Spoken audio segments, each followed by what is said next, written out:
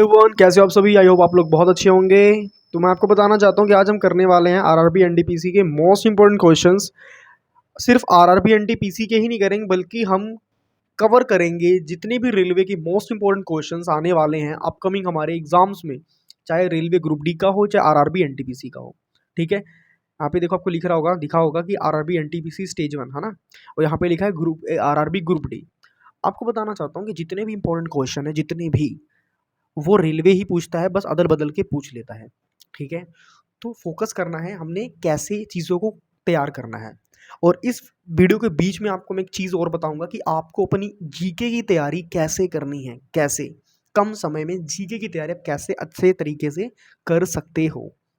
ये चीज़ें आपको कोई भी नहीं बताएगा। टीचर्स आते हैं मेनली आपको करवा के चले जाते हैं, मगर मैं आपको पढ़ने का तरीका बताऊंगा, एक अच्छा और स्मार्ट तरीका कि कैसे आप कम से कम समय में अच्छे से रिवीजन कैसे कर सकते हो, अच्छे से चीज़ों को समझ कैसे सकते हो।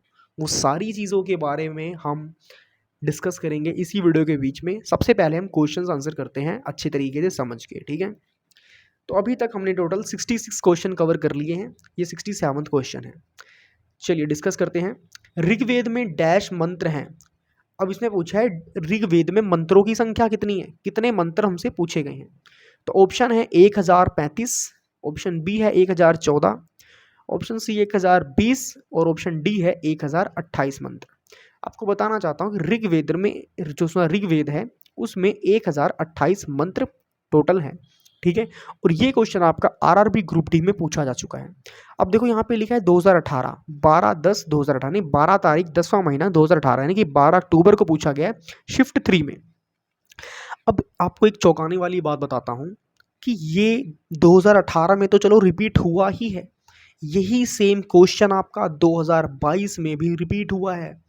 जी बिल्कुल, आप सही सुन रहे हो, 2022 में भी यही क्वेश्चन रिपीट है। और उसके बाद जो 2024 का एसएससी का एमटीएस का एग्ज़ाम हुआ था ना, उसमें भी यही क्वेश्चन पूछा गया है। समझ रहे हो, तो मतलब ये क्वेश्चन आप देख रहे हो एसएससी वाले भी पूछ रहे हैं अपने मतलब एग्जाम्स में।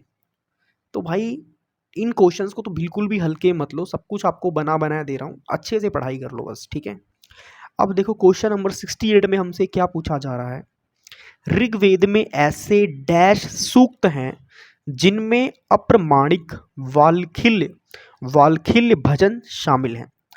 अब देखो कितने भजन शामिल हैं हमसे ये पूछेगा। ठीक है, तो ऐसे 1028 सूक्त हैं जिनमें अप्रमाणिक वाल्खिल्य भजन शामिल हैं। मतलब कि 1028 सूक्त हैं तो 1028 से ज़्यादा अप्रमाणिक अप्रमाणिक वाल्खिल्य भजन शामिल हैं।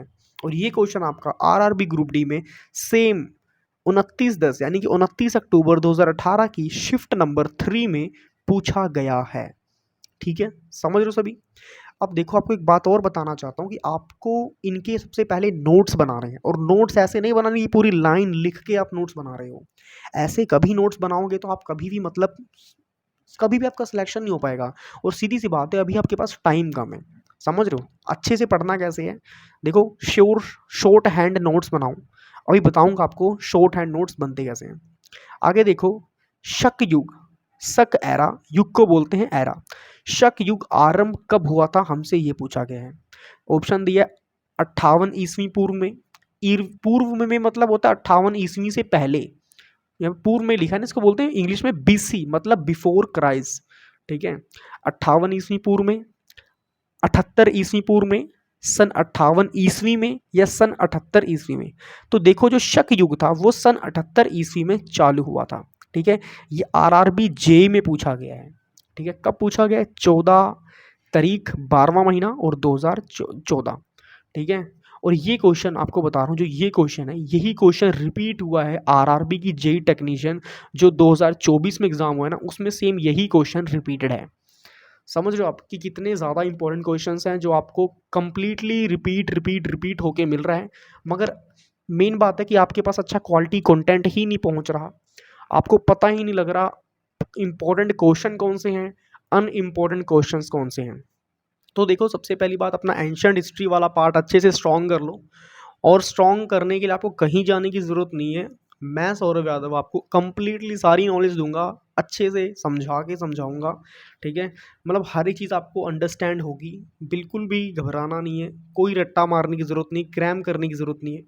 हर एक चीज़ हम बिल्कुल ट्रिक के साथ समझेंगे, जो चीज़ें ट्रिक के साथ समझने वाली होंगी उसको हम ट्रिक के साथ समझेंगे, जो चीज़ें ऐसे लर्न करने की होगी उसे हम एज अ आइडल स्टूडेंट की तरह अच्छे तरीके से याद करेंगे। देखो एक एक एक ब्रिलियंट स्टूडेंट की निशानी क्या होती है, वो हर एक चीज़ ट्रिक से याद करने की कोशिश नहीं करता। वो ये देखता है जो चीज़ों में ट्रिक बन रही है वो ट्रिक से याद कर लेगा, और जो चीज़ों में ट्रिक नहीं बन रही वो पूरी ईमानदारी के साथ उसे पूरा ऐसे ही याद कर लेगा, ठीक है। देखो अब सीधी सी बात है, इसमें सन यूज़ हो रहा है, इसमें हम कुछ भी नहीं लगा सकते, बट इसमें एक ट्रिक है कि आरंभ 78, आ से आरंभ, आ से 78। तो सिंपल सी बात है, शक युग आरंभ हुआ 78 ईस्वी में, ऐसे आप याद कर सकते हो। क्लियर होगी बात सभी को। अब आगे देखते हैं क्वेश्चन नंबर 70 पे। ऋग्वेद 128 सूक्त का एक संग्रह है। अभी आपको बता रहा हूँ, जो ऋग्वेद 128 सूक्त का एक संग्रह है ना, यही पूछा गया था अभी जो हमने प्रीवियस क्वेश्चंस करे हैं उनमें यही क्वेश्चन पूछा गया था कि ऋग्वेद डैश सूक्तों का एक संग्रह है। तो समझ रहे हो कि जो क्वेश्चंस हमें देखने को मिल रहे हैं यही क्वेश्चनों को भी हमें तोड़ के पूछा गया है। इसीलिए कभी भी आधी अधूरी नॉलेज अपने अंदर नहीं रखनी है, ठीक है। क्लियर होगी बात सभी को। इसे पूछा गया ऋग्वेद 128 सूक्तों का एक संग्रह है जो डैश मंडलों में विभाजित है। ऑप्शंस आपके सामने दिए हुए 14, 7, 9, 10। तो so the right answer is option D यानी 10, कि ऋग्वेद 128 सूक्तों का एक संग्रह है जो 10 मंडलों में विभाजित है। क्लियर होगी बात सभी को। और और आपका जो ये क्वेश्चन है, क्वेश्चन नंबर 70, ये आरआरबी एनटीपीसी की स्टेज 2 में पूछा गया है। कब पूछा गया अब वो भी देख लो। 13/9/2022 को शिफ्ट नंबर 2 में पूछा गया, यानी कि 13 तारीख 9वां महीना, यानी कि 13 नवंबर 2022 को शिफ्ट 2 में ये क्वेश्चन आपसे पूछा जा चुका है। और आपको एक बात और बतानी है कि यही क्वेश्चन आपको 2024 में जो एसएससी का एमटीएस एग्जाम हुआ है उसमें भी ये शिफ्ट नंबर 3 में पूछा जा चुका है। क्लियर होगी बात। तो कहने का मतलब ये है, आपको समझाना मैं ये चाहता हूँ, आपको इसलिए बता रहा हूँ कि ये फलाने एग्जाम में पूछा गया, ये क्वेश्चन उस फलाने एग्जाम में पूछा गया। आपको ये समझाना चाहता हूँ कि जो ये क्वेश्चंस आपके सामने दिख रहे हैं ना बच्चे, यही क्वेश्चंस रिपीट होते हैं। समझ रहे हो मेरी बात। आपको कोई टीचर इतने मतलब सब कुछ परोस के नहीं देगा, बनी बनाई खीर खाने को नहीं देगा, बट समझना है हमें चीज़ों को अपने एनालाइज करना है, खुद का दिमाग लगाना है कि ये क्वेश्चंस वाकई में बहुत ज़्यादा इंपॉर्टेंट है, इसीलिए प्रीवियस क्वेश्चन में पढ़े हैं। अब देखो करंट अफेयर जो है वो आपसे पूछा जा सकता है चेंज करके, मगर जो बीता हुआ इतिहास है, फॉर एग्जाम्पल एंशियंट हिस्ट्री है, ये आपसे थोड़ी पूछेंगे, ये तो आपको वही पूछेंगे ना जो हो चुका है। तो बस फोकस इसी में करना है। एक बात और बतानी है कि हमने पूरी प्लेलिस्ट बनाई है, अगर आपने प्लेलिस्ट नहीं देखी है तो फटाफट से प्लेलिस्ट चेक कर लेना, ठीक है। प्लेलिस्ट का लिंक हमने डिस्क्रिप्शन में डाल दिया है, उसमें आप जाके चेकआउट कर सकते हो, ठीक है। बाकी कोई भी आपको दिक्कत परेशानी आ रही है आप हमसे बेझिझक होके पूछ लेना, ठीक है। चलिए मिलते हैं नेक्स्ट वीडियो में। Till then good bye everybody, take care.